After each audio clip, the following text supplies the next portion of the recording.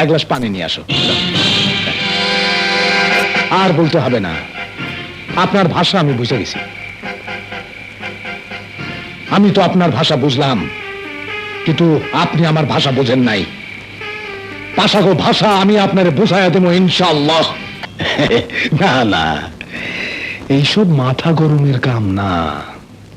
এই তো আজ তোমার চাচা ইমরুল পাশা আমাদের এক শত্রু আহমদুল্লাহ সাহেবরে বেড়াইতে নিয়ে যাইব নদীর পারে। তারপর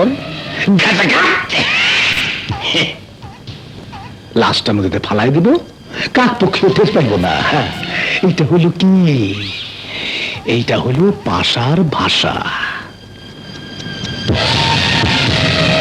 যারা পাশার বিরুদ্ধে লাগে তাগো এই ভাষা দিয়ে শিক্ষা দেই।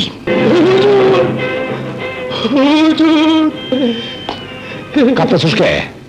ইমু সাহেব খুন করতে গিয়ে ধরা পড়ছে। অ্যাডভোকেট রুবি চৌধুরী খুন করতে নিজের চোখকে দেখছে। রুবি চৌধুরী?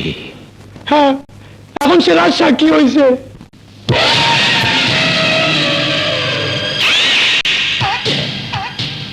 আহা, কি সুন্দর রূপ দিছে আল্লাহ, দেখলে পরাণ জুড়াইয়া যায়। আপনাকে ঠিক চিনতে পারলাম না। ভালো পথের মানুষেরা আমারে ঠিক চিনতে পারে না। আমার নাম সদরুল পাশা, ছোট্ট ব্যবসায়ী। দুটো হোটেল আছে, মদের দোকান চারটা, একটা ইয়ে পারে ইজারা দিছি। ওই জন্য এরা থাকে, ব্যবসা করে খায়, আমি জানি আর কি। এখানে কি চান? এক গ্লাস পানি নিয়ে আসো। আর বলতে হবে না, আপনার ভাষা আমি বুঝে গেছি। আমি তো আপনার ভাষা বুঝলাম, কিন্তু আপনি আমার ভাষা বোঝেন নাই। পাশাগো ভাষা আমি আপনার বুঝাইয়া দেবো ইনশাআল্লাহ।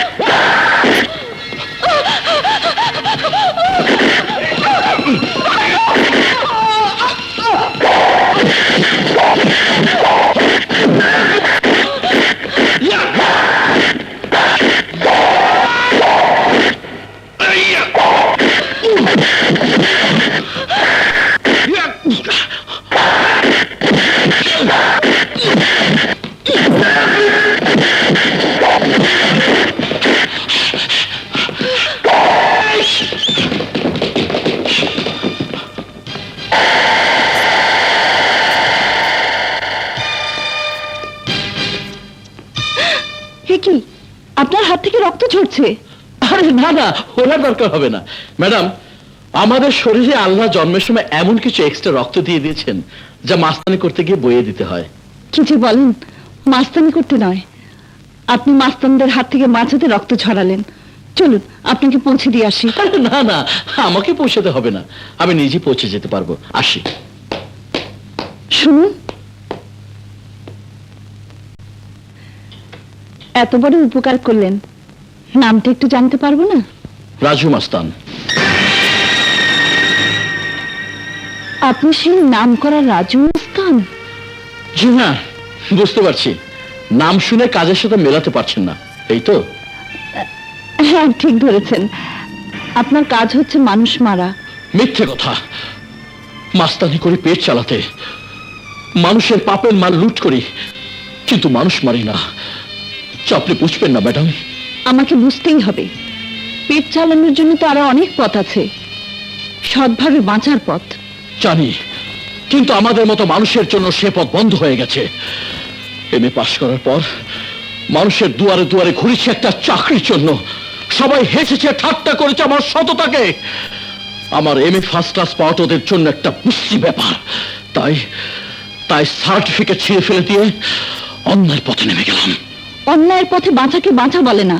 মাস্তানি করে গুন্ডামি করে টাকা আয় করা যায়, তাতে সুখ আসে না, শান্তি আসে না। আমি জানি সুখ আসে না, শান্তি আসে না। আমার মা আমাকে ঘৃণা করে মুখ ফিরিয়ে নিয়েছে, অথচ অথচ আমি যাদের সুখের জন্য অন্যায়ের পথে নেমেছি তারা কেউ খুশি হয়নি। আর আর আমিও শান্তি পাইনি, সুখ পাইনি। তাই হয়, এই পথ থেকে ভালো পথে ফিরে আসুন, আবার সুখ ফিরে পাবেন।